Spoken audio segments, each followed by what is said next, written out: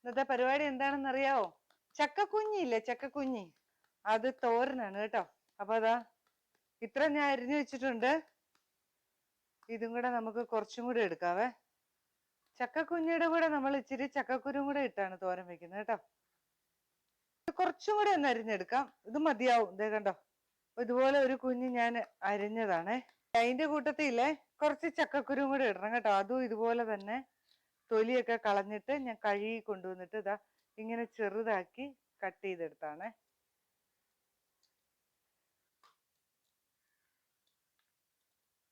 അപ്പൊ നമ്മൾ ചക്കക്കൂനിയൊക്കെ അരിഞ്ഞു വെച്ചു. ഇത്രയും മതി.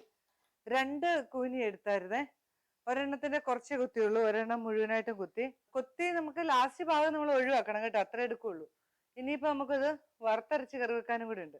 അപ്പൊ നമുക്കിത് മാറ്റി വെക്കാവേ. ചക്കക്കുരുവും അതുപോലെ തന്നെ ഇതാ ഒരു 10-20 ചക്കക്കുരു ഇങ്ങനെ ഞാൻ എടുത്തിട്ട് വട്ടത്തിൽ ചെറുതാക്കി അരിഞ്ഞിട്ടുണ്ട് കേട്ടോ. അല്ലെങ്കിൽ ആ വേവിന്റെ ഒന്ന് ഇതാക്കാൻ വേണ്ടിയിട്ടാണ് അങ്ങനെ ചെയ്തേ. ആവശ്യമുള്ള സാധനങ്ങള് കണ്ടോ, തേങ്ങ വേണം, അരമുറി തേങ്ങയുണ്ട്, കുറച്ച് കുരുമുളക് പൊടി, ഒരു പിഞ്ച് ചെറുജീരകം, കുറച്ച് മഞ്ഞൾപ്പൊടി, ഒരു 1/2 സ്പൂൺ മുളക് പൊടി. അത് നിങ്ങളുടെ എരിവിനനുസരിച്ച് ഒന്ന് ചേർത്തോ.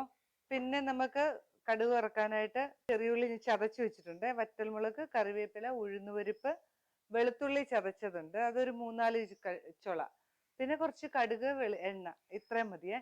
അപ്പൊ നമുക്ക് ആദ്യം തന്നെ നമുക്കൊരു ചട്ടി, ഞാനൊരു മൺചട്ടിയാണ് എടുത്ത് വെച്ചിരിക്കുന്നത്, അതൊന്ന് ചൂടാവട്ടെ. കടുക് പൊട്ടി വന്നപ്പോഴേ ചതച്ച് വെച്ചിരിക്കുന്ന ചെറിയുള്ളി ഇട്ട് കൊടുത്തു,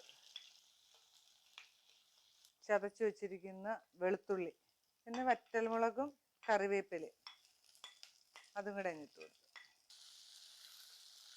ചെറിയുള്ളിയും വെളുത്തുള്ളിയും മുളകും കറിവേപ്പിലയും ഒക്കെ ഒന്ന് വാടി വന്നേ.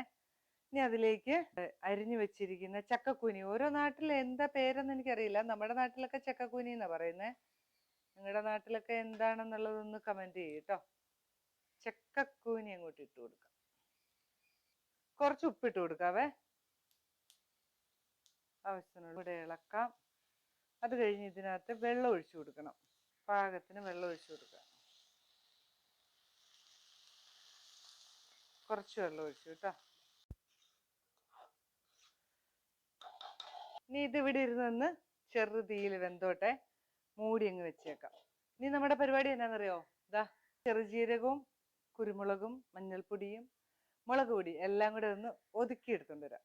ചായച്ചെടുക്കാവേ. കടുക് പൊട്ടി വന്നപ്പോഴേ നമ്മള് ചതച്ച് വെച്ചിരിക്കുന്ന ചെറിയുള്ളി ഇട്ട് കൊടുത്തു, പിന്നെ വറ്റൽമുളകും കറിവേപ്പിലയും. നമ്മുടെ തോരനൊന്ന് തുറന്നു നോക്കണ്ടേ? നല്ല പോലെ വെന്തിട്ടുണ്ട് കേട്ടോ. വെള്ളമൊക്കെ വറ്റി വെന്തിട്ടുണ്ട്. ഈ സമയത്താണ് നമ്മുടെ അരപ്പ് ചേർത്ത് കൊടുക്കേണ്ടത്. ഈ കളർ കണ്ടിട്ട് പേടിക്കൊന്നും വേണ്ട, കാശ്മീരി മുളക് പൊടിയാ കേട്ടോ. അതുകൊണ്ട് കളറേ ഉണ്ടാവുള്ളൂ, എരിവ് കുറവായിരിക്കും. നന്നായിട്ടൊന്ന് മിക്സ് ചെയ്യാം. മൂടി വെച്ച് ഒന്നും കൂടെ ആവി കയറിക്കോട്ടെ. നമുക്ക് തുറന്ന് നോക്കി നല്ല പോലെ ഒന്ന് മിക്സ് ചെയ്തിട്ട് ഒക്കെ ഒന്ന് നോക്കണേ.